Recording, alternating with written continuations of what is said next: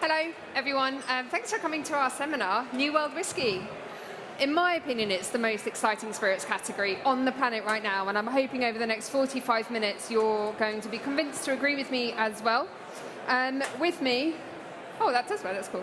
With me is Giulia Cuccurullo. Cuccurullo. Giulia is the head bartender at the Artesian. Please give her a warm welcome.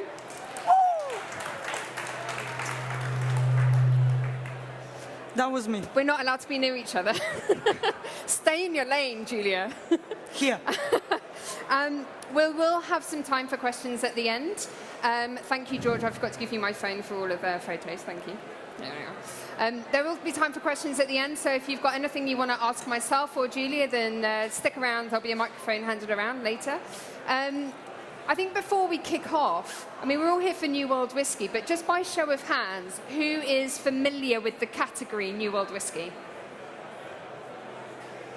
Okay, excellent, good. You wouldn't be here otherwise. That's awesome. And how many of you are currently stocking New World Whisky in your bar, in your shop, premises? Just a few, okay. Well, hopefully by the end of this, you will actually have a few more New World whiskies that you'll want to add to your collection as well. We're going to be tasting a couple of really nice whiskies and looking at their application in cocktails too, and discovering a little bit more about the category and what its positives are. So, I think before we get on, let's actually just dig into what this term New World Whisky actually means. So this isn't a defined term. There is no legislation that says this is what New World Whisky is. This is what the generally perceived idea of New World Whisky is. So it's a whisky that's produced in a country that doesn't traditionally make whisky. So anywhere really outside of Scotland, Ireland, America, Canada, Japan. Yeah, all of those places. Basically somewhere without a distilling heritage. And on the flip side as well, it can be a whisky that's produced in a country where it kind of goes against the grain, forgive the pun. You're supposed to laugh at these kinds of things. So it's a style of whisky that's not traditionally associated with its country of origin. So things like Scottish rye. Has anyone tried any Scottish rye yet? Good? Yeah, interesting, right? It's a different style of whiskey. There's Scottish oat whiskey that's being made as well. Of course, it has to be called single grain. Or even American single malt, which is an emerging category in the States too. Okay, right, so this is New World Whisky, but why should we be taking it seriously? This is a really exciting category, as I said, but hopefully we'll be digging into some of this. You will find out. If most whisky is made in Scotland and Ireland and the US, why should we be looking at what the rest of the world is making? We've got these whiskies, we use them in our cocktails, they're good enough, right? Why should we be looking at anything else? There are over 36 countries in the world making whisky. That's why. If we're only ever looking at what's on our doorstep, we're never going to be diversifying, we're never going to be looking outside of our borders. I don't know if anyone can read some of the text there, and sorry for the weird fonts. I don't know why that's come up like that. But there are some different kinds of countries up there. We've got Thailand, South Korea, Peru, Bolivia, Mexico. Has anyone ever tried Abasolo from Mexico, the corn whiskey? It's phenomenal.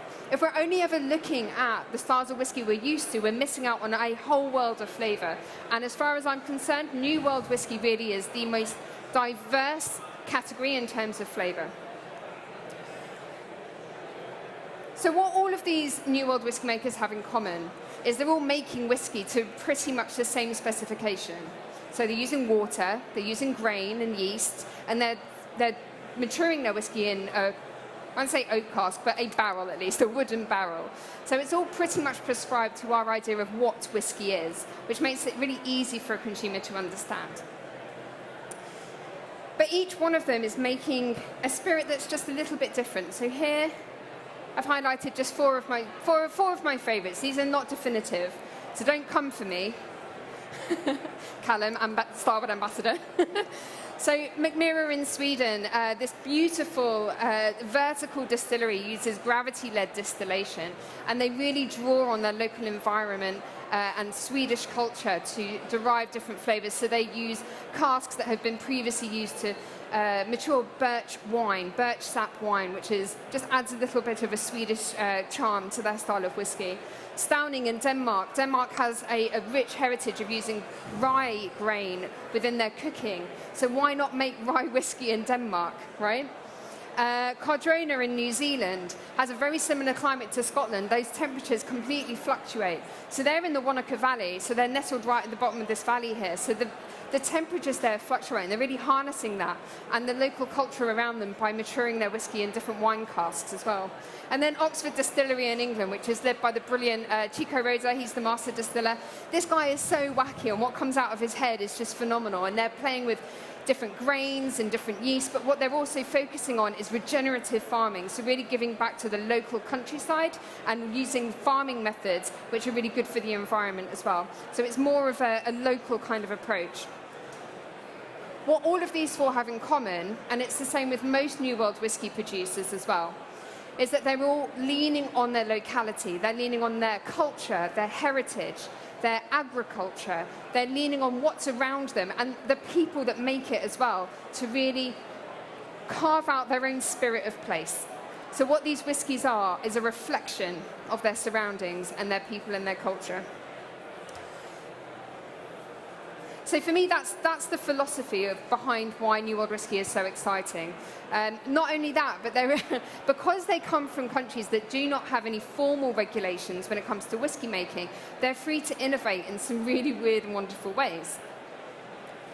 So these are just a few ways that some of these countries are innovating, and it's mind-blowing, to be honest. So maturation in alternative types of oak and wood types as well. So in Ireland, of course, you can mature whiskey in any kind of wood. In Scotland, it just has to be oak. And not only oak, but traditional oak. So New World producers are able to mature in different types of woods.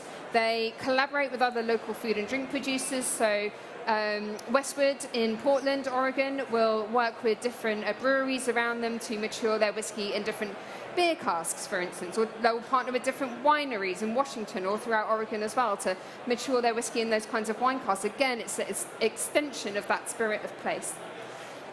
Use of local, heirloom and non-traditional cereals as well, so really leaning on locality, fermentation using bespoke yeast strains, different brewing techniques during the malting phase, so roasting those grains and really driving flavour forward, so they're leaning on different sectors to really improve the amount of flavour they have in their whiskey.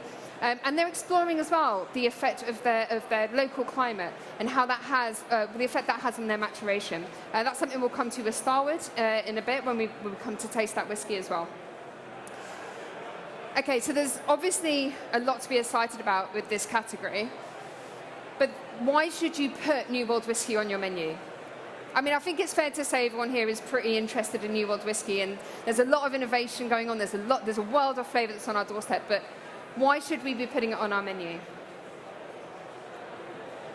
Guys, this is a category that's growing phenomenally, and I have got some old statistics. Forgive me, because with COVID and everything, it's difficult to get all the right stats.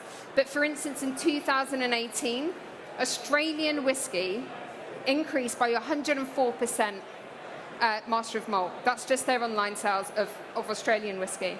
If you look at European whiskey, that's up by 41%. English whiskey was up by 8%, Indian by 36%. So when you start to look at the interest in these categories, and this is against, I mean, I know it's a larger category, but Scotch was up by 10%. There is a general trend for whiskey. People are really interested in learning more about whiskey and exploring flavours. So I think New World whiskey, with its growth as well, is really leaning into that. And the second thing here, growing demand for locality and provenance. Everyone is keen to support their local businesses. We're keen to support our local communities, and we're also trying to lower our carbon footprint by sourcing ingredients and products from within a small radius. New World whiskey plays into this as well. So is there anyone here from an English bar, has a property in England, place in England? Yeah. So there are over 25 whiskey distilleries in England right now. Why would you not be stocking a whiskey from one of those distilleries? There's bound to be one that's very close to you as well. Let's support those small businesses. There's a greater consumer appreciation of whiskey as well. George will probably agree with this. Whiskey consumers are getting younger. Now, the majority of whiskey consumers in the UK are aged between 24 to 44 years old. And they're not all white men either. There's a growing demographic of women who are really interested in whiskey. And they're not just drinking whiskey, they're understanding it, they're appreciating it. They're realizing this is not just a drink that their granddad had. It's not just a drink that you have to have neat on its own. You can mix it, you can enjoy it in different ways. They understand flavor and they want to explore it even more. As we just explored, New World Whisky has so much flavor potential. There is a wide range from the production methods, from the ingredients that are used, from harnessing that local culture, from the climate as well. It's really creating a world of flavor. In my opinion, New World Whisky has the potential to just blow the whiskey category wide open. Okay. Where are we on to? So, do you agree with this, Giulia? 100%. So the diversity of flavor, I think, there is the one where you have to look through. Consider like the New World Whisky as the twist of a classic, like we do for the cocktails. So they give different flavors on a style that you know, but it will give you more, or at least different amount of flavor or different combination. It's the same that you actually, when you bartend, you do when you do a classic, a twist of the classic. That's what I think. Yeah, absolutely. Tips for success. I love a good tip. Who doesn't love a good tip? And there's 3 of them right here. I'm going to ask Giulia what she thinks of these. She's got any more tips as well. But the first one really, support local but think global. So as we said, like, why not source a whiskey from your doorstep? Why not put a whiskey that's made 5 doors down on your why not put it on your menu? Because if you're supporting local, your consumers are wanting to purchase local. They're wanting to support businesses around the area. They're trying to reduce their carbon footprint, and they're interested as well. And not just your consumers who live within your radius as well, but tourists too, people who are coming into your bars from anywhere else. They want to try a taste of wherever it is that they're staying. They want to buy into the concept of the Lake District or Melbourne or London or wherever else it might be. So why not buy local? My recommendation would be to have at least one local brand on your menu, but then to look at adding a couple more global options on there as well, so you have a little bit of diversity within your portfolio and what you're offering. And you don't have to be a whiskey bar to do this. You could be any bar, you can have any kind of offering. And even if you're a themed bar, even if you're a tapas restaurant, Mexican themed, and you're serving Taco Tuesday, stick that bottle of Abasolo on there. It's amazing, honestly. And maybe have a cocktail with their Nix de Liqueur, which is also awesome, by the way. Become a wise storyteller. So if you want to stock anything on your bar, and it doesn't just stop with whiskey here, you need to understand the brand, understand the distillery and the story, understand the people behind it. Who's making this whiskey? Why are they making this whiskey? What is it they're trying to get across? Because if you understand it as a bartender, as an operator, you're in a better position to be able to sell that into your customer and encourage them to put it on your menu, to drink it as well, to actually order it. Would you agree with that? Yeah, storytelling is the best way to represent or explain a drink. A whiskey. We get so many people coming in and asking for new brand, new product, because they are already seen a lot. And when you have something different and you can actually tell about it, it makes it better, makes them understand why they do a product in that way, why they use those grains instead of something else. And they can become, I don't want to say they're ambassador, but they're curious, they want to know. So more you tell them, more you'll be able to sell that whiskey. Yeah, knowledge is power. That's why I've put wise story there, because knowledge is power, guys. And the last one here, don't be afraid to mix it up. Probably my biggest bugbear of the drinks industry at the moment is that whenever I go into a bar, I want to order a whiskey cocktail, but it's always made with the same 2 or 3 brands. Always, without a doubt. I want variety. I want to try different flavors. I want to explore whiskey, and I want to explore cocktails, and I want to understand how the bar that I'm in has worked with the brands that they've got on their plate to create different kinds of flavors. And I've also said don't be afraid to mix it up, because how many bars have any like very many whiskey cocktails anyway. It's like we're scared of it or something. Why is that? I don't know, it baffles me. Can you answer that? Nope. No. It's a weird one. Please, like, explore New World whiskey, explore its application in cocktails. If I can say, I think there is more about people are afraid to explore, and using always the same brand is kind of play safe, but consumer want to try more different things. So you need to explore, give some more, give different flavors. It might work, it might not work, but until you don't do it, you don't know. Yeah, exactly. We're going to take some questions at the end if that's all right, because it's a bit loud to hear everyone. And thank you for being so patient. I've tried to rattle through this as quickly as possible so we can get some drinks in your hands, because we know that's what we're here for as well. We've got Giulia from the Artesian making you cocktails today, who's not here for that, right? So basically, yeah, don't be afraid to mix it up. Please try exploring different flavors of whiskey and chucking them in your cocktails as well. So we're going to move on to our first whiskey. If that's all right, guys. Thank you very much. Thanks, Ashton. So we're heading over to the Lakes in Cumbria. Has anyone been to the Lakes Distillery? No? One over there? Yes. It's beautiful, right? Did you meet the alpacas? Yeah. It's this beautiful distillery in the middle of the Lake District, and it's surrounded by rolling green fields. You can imagine just like coachloads of tourists just turning up, but they've got a wonderful cafe on site, which is lovely too, and they have their resident herd of alpacas there as well. They don't have anything to do with the whiskey. Don't worry, they're not making alpaca flavored whiskey or anything. It's just they're just there. So the Lakes Distillery was founded in 2011. It's been going for quite a long time, but it wasn't really until their master whiskey maker, Davil Gandhi, joined in 2016 that they really started finding their niche, their kind of direction.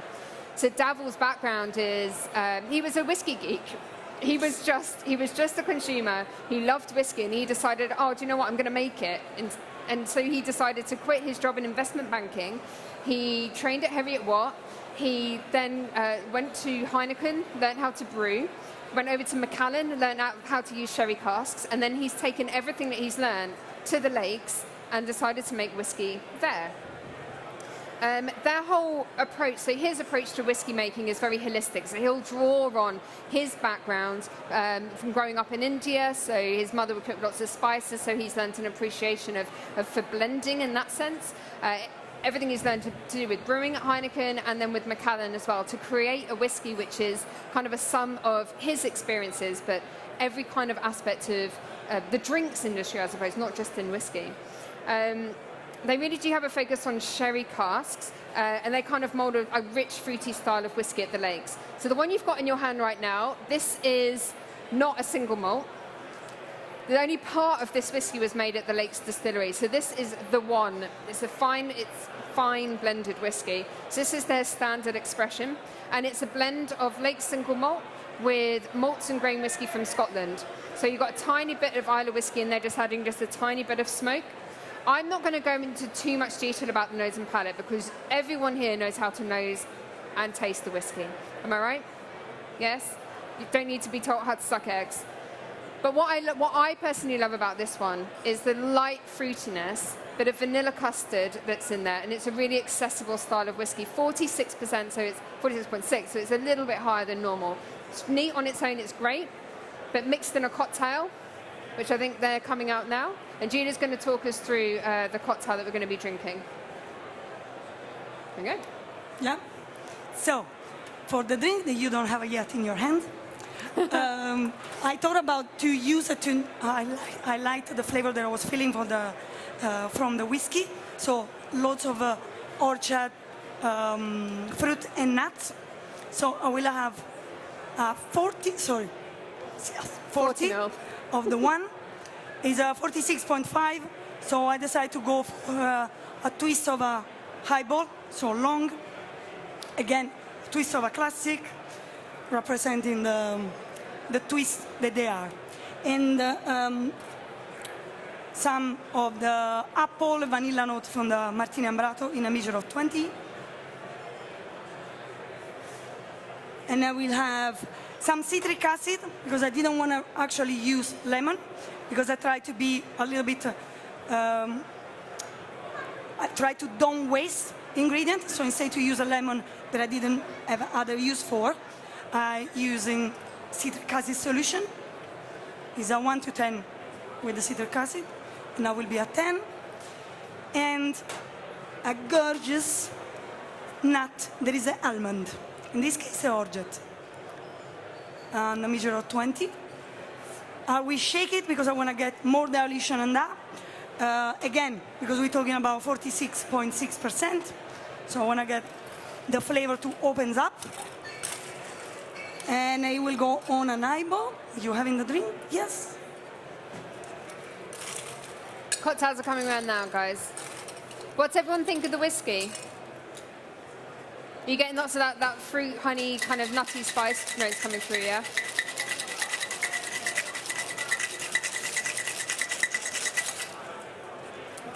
And that will be yours. Whiskey's a great spirit to be using in highball style drinks, isn't it, Giulia? Yeah. Do you need to be aware of anything that you're, like the style of whiskey you use when you're making a highball? So for me, it depends. There is no style of whiskey that I use, and I will top up with jasmine and peach soda. For me, there is not really a style that I use, especially for the highball. It depends from the whiskey, it depends from the style, the flavor of that. It can be peaty, it can be no smoke at all. I'd rather do something that is bold, full of flavor, so with dilution doesn't leave the flavor behind. It can just opens up to your palate. Oh, is this for me? That's Thank you. Thanks very much. I actually haven't tried this yet, so I'm so excited.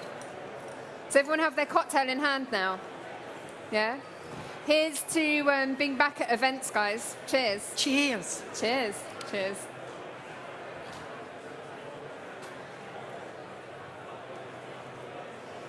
Oh, isn't that so refreshing? That's banging. That is so nice. Are we all in agreement? That is delicious.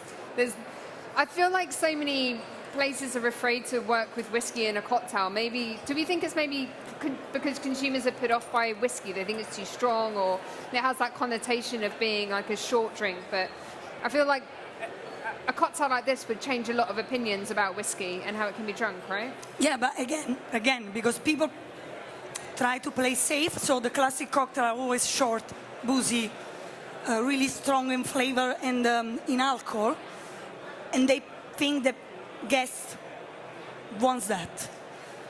But sometimes you can play a little bit different.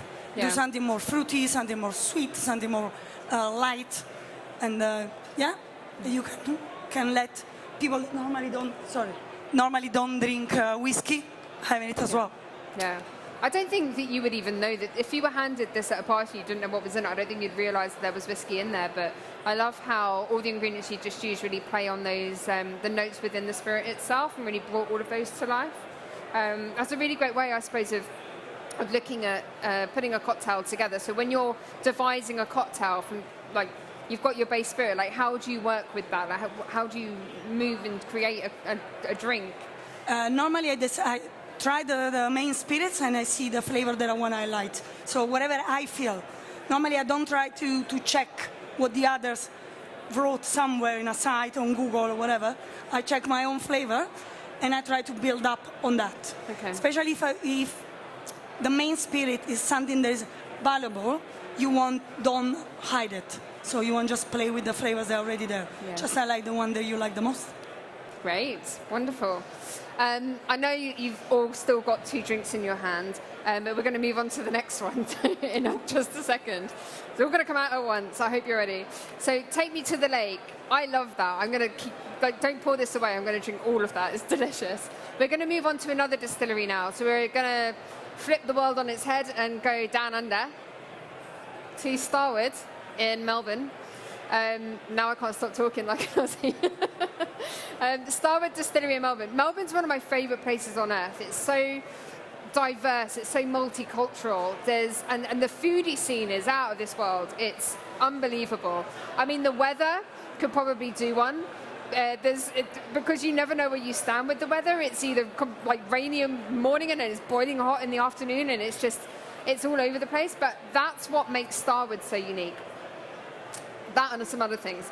Starboard really harnesses the power of its climate. So the distillery itself really, it creates a style of single malt, which then when it's matured in this climate which has such wild fluctuations, they call it elemental maturation. So really when the spirit is moving in and out of that oak cask over a long period of time, it's really drawing as much flavour as it can from that oak. And what Starboard does is it sources the majority of its ingredients from within a day's drive. Now, it depends on how fast you're driving, where you're getting your ingredients from. But it's from a kind of local area. So they're getting their malt from the local area, but they're also getting their wine casks from the local area. And that's kind of Starboard's hallmark, is they're using wine casks, red wine casks, predominantly, which are made from French oak. And so the next whiskey we're tasting now, which is coming around, this is Starboard Left Field. So it's a 40% single malt. It's matured in those red wine casks, as we were saying. It's a hallmark Starboard trait.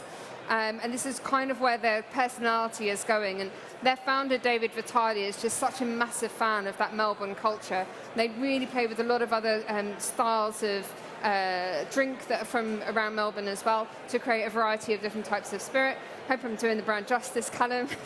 Do you know what? It's tough doing a talk about a brand when the ambassador's standing right in front of you. Again, I'm not going to go into too much detail about this whiskey because you can all nose and taste probably way better than I can. But really, we're looking at this really nice, bright, tropical style of spirit. It's quite a youthful style of spirit, and it's got this kind of nice, light toasted oak, slight spiciness to it, and a little bit of tannins on the end. Julia has made another wonderful cocktail. Si. So we've gone in the opposite direction. So we started off with a highball, which is nice and refreshing. And we're moving now into a shorter drink, so riff on an old-fashioned. So in this case, we'll go for the old-fashioned style. And again, as I was saying, I like to highlight the flavors. So I thought what this whiskey says to me. It says that has loads of apple flavor, a bit of coffee for my palate, and after I check on Google, nobody says coffee, but for me it was coffee. And a bit of apricot as well. So what I did is I make a syrup using apple juice as a base, so no water, but apple juice, no sugar, but apricot jam as a sugar. And I had some of the spent coffee for flavor. Spent coffee again because I didn't want to use, let's say, make any wastage. It's an ingredient that is always in my house as Italian, full of coffees in the morning. So that was my thing.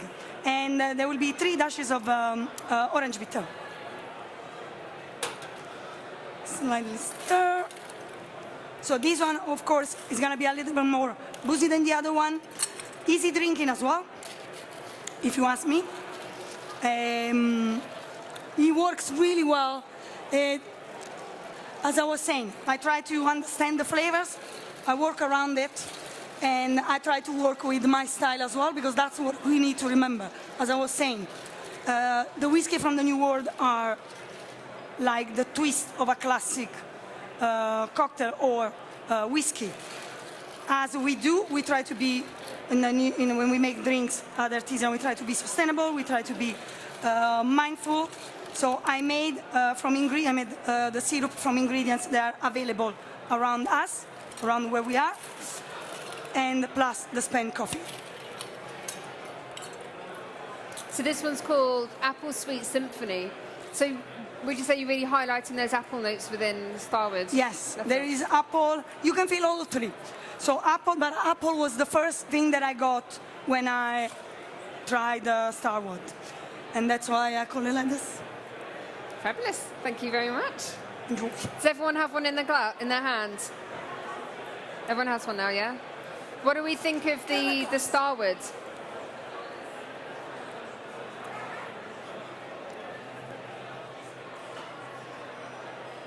Sorry, a bit of ice in my mouth. I don't want to crunch over the microphone. That's delicious. That apple note really comes forward, and there's just that hint of coffee as well, which is great.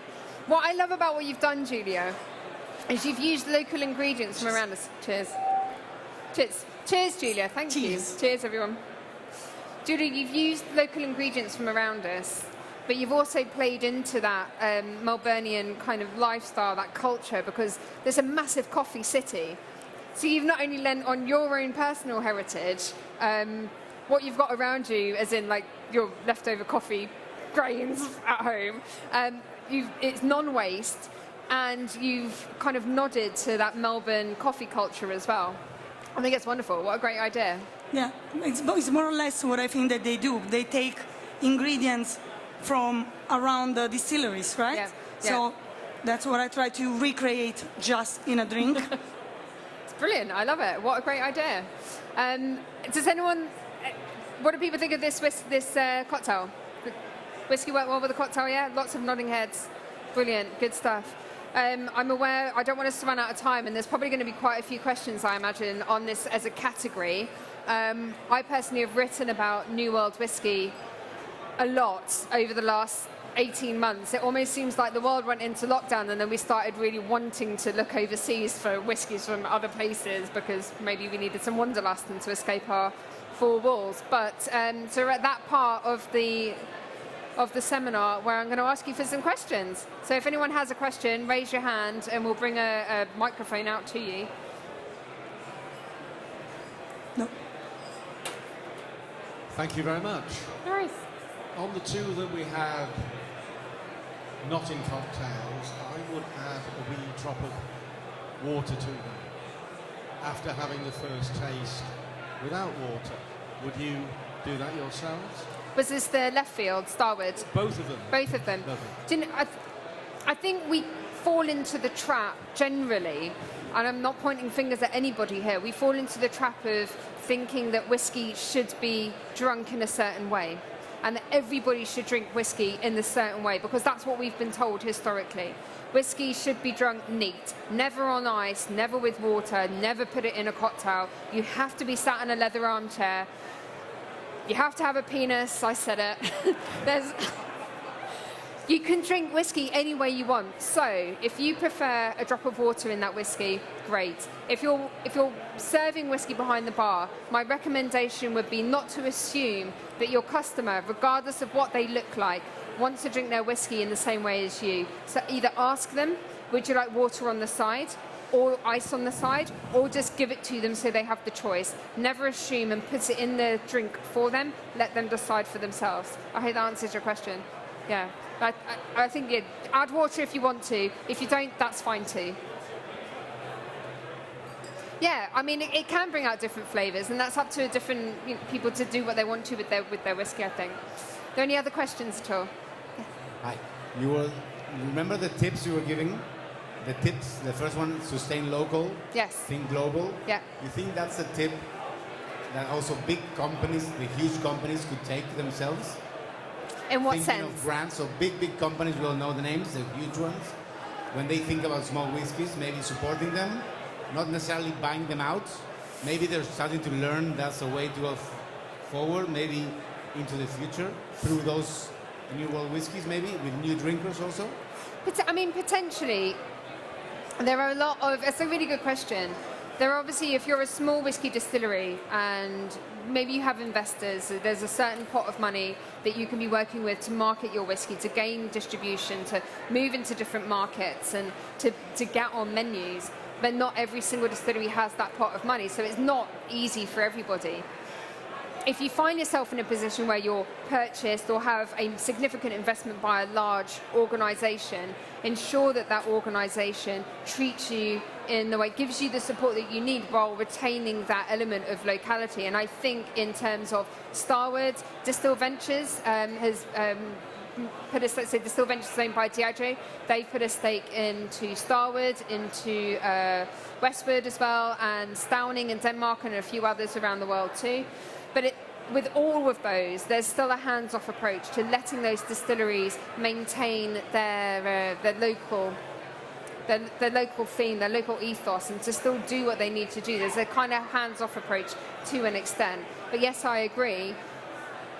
if you're a large company, large organisations need to be supporting smaller organisations. And this brings me into another point, which is I do believe that there needs to be more collaboration and a more sense of a global community in the whiskey industry, because for too long, whiskey producers have seen each other as competitors rather than being part of one global family. And if we're all succeeding, then we're all growing and we're making whiskey into a bigger, more successful category as a whole. So I think there needs to be more collaboration in the way that we see the beer industry collaborating with each other. We're seeing beer producers swapping yeast and hops and barley and all sorts of stuff and brewing something else entirely and then maturing it in a different place, and they're swapping brewers around and doing all sorts of things. Why aren't we seeing this in whiskey?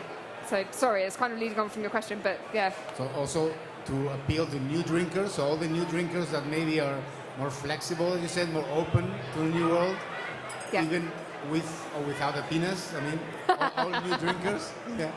I think yes, and I think to an extent, New World whiskey producers are aware that they need to appeal to a wider audience. They probably understand better than others that their whiskey's traditional demographic is growing old and is not going to exist after a certain amount of time. So it needs to start appealing to a younger demographic as well. So, I mean, I think these two products here are doing that brilliantly, particularly in serves like these as well. I think that just, especially if you're not a whiskey drinker, because let's not forget, there's not many spirit categories where you're required to drink the spirit neat. Everything is mixed, or, you know, beer, gin, rum, everything comes in a cocktail and it's okay in a cocktail, but whiskey has this weird reputation for not being able to be drunk in a cocktail or mixed or anything. So I think it could be quite intimidating for newcomers. So the more that New World producers can do to encourage newcomers to try it in different ways and to realise there are no rules, the better, I think. But there is the danger of some distilleries only appealing to the whiskey geeks and maybe people who look a little bit like them. So I always recommend to new producers just veer on the side of caution. Try not to just release your whiskey at 100% ABV just because like your whiskey geek family love that. Then we need to consider the newcomers to whiskey as well. Yeah. Are there any other questions at all? Any for Giulia actually? Any on how to use whiskey in cocktails? No? George? Can I say that was probably the best highball I've ever had? I cannot hear, I sorry. think that was like the best highball I've ever had. Oh, thanks. It's amazing. What would make you choose to make a longer drink with a whiskey? Or what kind of whiskey would you make a longer drink with and a shorter drink with? I think that it depends. As I was saying before, I will go for something a little bit more bold for a long one because we'll keep the flavor. So if you go for something lighter and you dilute and you add ingredients, you will not get it anymore over there. But you won't keep the flavor. You want that when you make a drink because that's the base. We're not making it with the white spirit. We're making it with the whiskey. So you want to keep that character. Make it easier to drink, but you want to keep it. So I will go for something more, as I say, bold for a long one. Something a little bit more lighter with the less flavor in for the short. Does that help? Make sense? Great, good. All right, well, I mean, if there aren't any other questions, thank you all so much for coming along today. This is us. Follow us on social media if you like. Thank you. Thank you to Giulia for the drinks. Bravo. Brava, brava. Thanks, everyone, and enjoy the rest of your Imbibe, and have a really great day.